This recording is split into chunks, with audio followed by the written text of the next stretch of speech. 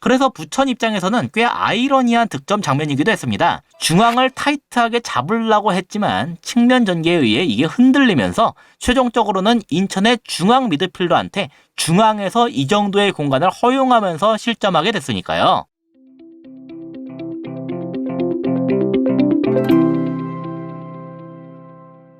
안녕하세요. 축구 보는 기자 축복입니다. 인천이 부천에게 3대1 승리를 거뒀는데요. 이게 또 공교롭게도 제가 저번 영상에서 썸네일로 박았던 박승호하고 영상 말미에 등대 같은 캡틴이라고 했던 이명주가 골을 넣어서 기분이 더 좋더군요. 아무튼 이번에는 또 지난 경기들과는 다른 모습이 보였습니다. 정확하게는 다른 모습이라기보단 상대의 수비 방식이 달라지면서 다른 면모들이 돋보였다고 하는 게 맞을 것 같은데, 기본 포메이션은 언제나 그렇듯이 4-4-2 형태였죠. 이러다가 공격 시에는 오른쪽 풀백이 중앙으로 올라가면서 3-3-4 포메이션처럼 만든다고 말씀을 드렸었는데요. 그럼 달랐던 점은 뭐냐? 먼저 다른 경기들에 비해서 이 양쪽의 센터백들이 볼을 잡고 직접 올라가는 모습이 상당히 많이 보였어요. 이건 상대인 부천이 우리 센터백들한테 직접적인 압박을 거의 가하지 않았기 때문입니다. 즉 우리의 센터백들이 공간을 넓게 잡고 여유를 가진 상황이 많았던 거죠. 대신에 부천이 우리의 중앙에 있는 선수들은 확실하게 잡으려고 했는데요. 경기 장면으로 보면 이런 느낌이었어요. 지금은 왼쪽 풀백인 이주용이 볼을 잡고 있는 중인데요. 보시다시피 거의 하프라인까지 올라온 상황이죠.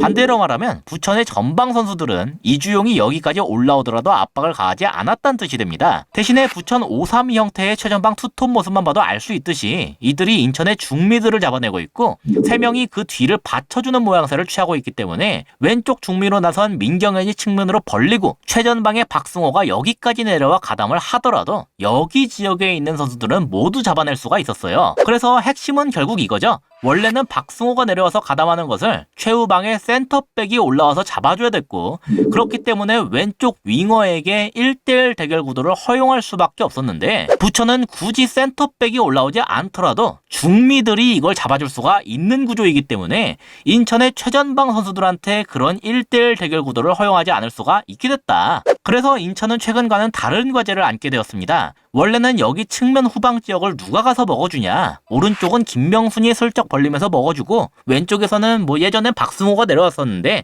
이제는 왼쪽 중미가 벌려서 먹어준다, 그런 것이 하나의 포인트였는데요. 부천과의 경기에선 센터백들이 압박을 당하지 않았기 때문에 굳이 이 지역을 누가 대신해서 먹으러 올 필요가 없었어요. 센터백들이 직접 올라가서 이 지역을 먹으면 됐기 때문이죠. 1라운드인 경남과의 경기에서 이 부분에 대해서 김건희의 모습이 좋았다는 걸 다뤘었는데, 그 말은 인천이 이미 이런 식으로 나오는 상대에 대한 준비가 되어 있었다는 걸 의미합니다. 그게 이번 경기에서 제대로 다시 표출이 된 셈이라고 할 수 있겠죠. 경기 장면을 통해 보시면 상당히 명확하게 나오는데요. 지금은 이주영이 볼을 물고 여기까지 올라왔다가 뒤로 다시 돌려주는 장면이에요.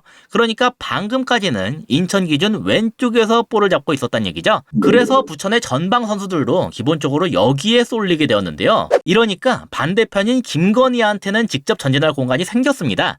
부천의 투톱은 각자 잡고 있는 선수들이 있기 때문에 김건희가 이렇게 올라가는 것을 잡아주는 게 거의 불가능했어요. 그래서 결국 이거는 그보다 뒤에 있는 선수들, 특히 위치상 왼쪽 중미가 나와서 잡으러 갈 수밖에 없었는데요. 문제는 이러면서 하프 스페이스로 침투하는 김명순을 잡아줄 선수가 마땅치 않아진다는 겁니다. 심지어 왼쪽 윙백은 제르소를 잡으러 가야 되기 때문에 이 하프 스페이스 공간이 더욱 벌어지게 되는데 말이죠. 물론 숫자로만 보면 부천이 부족하진 않은 그림이에요. 예를 들어서 여기에 수비형 미드필더가 떡하니 있으니까 이 선수가 잡으러 가면 되는 일이기도 하잖아요. 하지만 이 선수 입장에서도 함부로 그렇게 막 뒤로 갈 수가 없는 게, 원래 이 선수의 임무는 중앙에 자리하면서 중앙을 통해 인천의 최전방 선수들한테 공이 투입되는 것을 막는 것이기 때문입니다. 함부로 쭉 뒤로 갔다가 이렇게 무고사한테 투입되면 그건 그것대로 위험하잖아요. 실제로 이 장면에서도 김건희는 제로소나 김명순이 아니라 무고사한테 보냈는데 이 수비형 미드필더 때문에 끊겼습니다. 하지만 방금의 상황으로 봤을 때 비록 이 장면에선 막혔지만 인천이 노릴 수 있는 포인트가 있다는 것 자체는 분명하게 확인을 할 수가 있었고, 그게 성공을 거둔 게 바로 이 인천의 두 번째 득점 장면입니다. 상황 자체는 방금 보여드렸던 것과 아주 비슷했어요. 왼쪽에서 이주영이 볼 잡고 올라오다가 오른쪽에 김건희한테 넘기는 것으로 시작되는 것부터 방금과 굉장히 유사한 그림이죠. 김명수는 오른쪽으로 벌릴 모션조차 안 취했습니다. 김건희한테 지금 공간이 저렇게 넓게 놨는데 굳이 자기가 받으러 갈 필요가 없는 상황이라는 걸 알고 있기 때문이겠죠. 그래서 김건희가 여기까지 볼을 몰고 오니까 이번에도 부천의 왼쪽 중미가 김건희의 전진을 막기 받기 위해 나오게 되었고, 부천의 왼쪽 윙백은 제르소 때문에 측면으로 이동하게 되었으며, 부천의 왼쪽 센터백과 수비형 미드필더는 본래 마크 대상인 무고사 때문에 김명순을 잡으러 갈 수가 없었다. 여기에서 김건희는 제르소한테 볼을 넘겼는데요. 제르소한테 볼이 간 딱 이 시점부터 왼쪽 센터백이 벌리기 시작했어요. 김명순 쪽이 완전히 뻥하고 뚫렸기 때문에 무고사를 버리더라도 일단 여길 잡는 게 맞겠다고 본 거죠. 실제로 제르소가 김명순한테 볼을 넘겨주는 것까지 성공했기 때문에 이 왼쪽 센터백의 판단은 합리적이라고 할 수가 있었습니다. 하지만 그럼에도 여기에서부터 부천의 수비 구조가 무너지는 것 자체를 막을 수는 없었어요. 주목할 건 수비형 미드필더의 모습인데, 보시다시피 지금 뒤로 뛰어가고 있는 중이죠.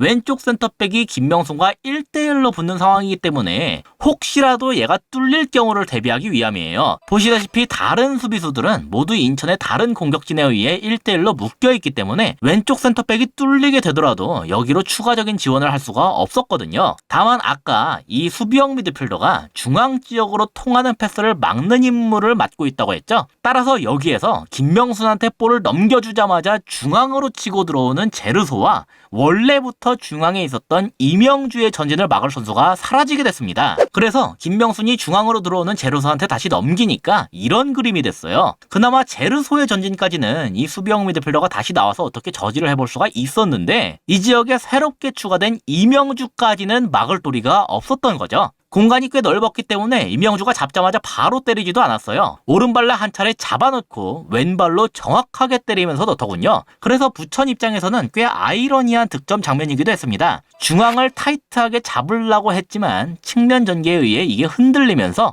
최종적으로는 인천의 중앙 미드필더한테 중앙에서 이 정도의 공간을 허용하면서 실점하게 됐으니까요. 하지만 여기에는 먼저 센터백인 김건희의 직접 전진으로 인해서 왼쪽 중앙 미드필더가 끌려 나올 수밖에 없었고, 이로 인해 하프 스페이스로 치고 올라가는 김명순에 대한 마크맨 관계가 애매해졌다는 이런 전술적인 이유와 함께 측면에서 적절한 패스 앤 무브먼트를 보여줬던 제르소와 김명순의 뛰어난 모습이 작용했기 때문이었다. 그렇게 정리할 수가 있겠습니다. 이상으로 오늘의 영상을 마치도록 하겠습니다. 시청해주셔서 감사합니다.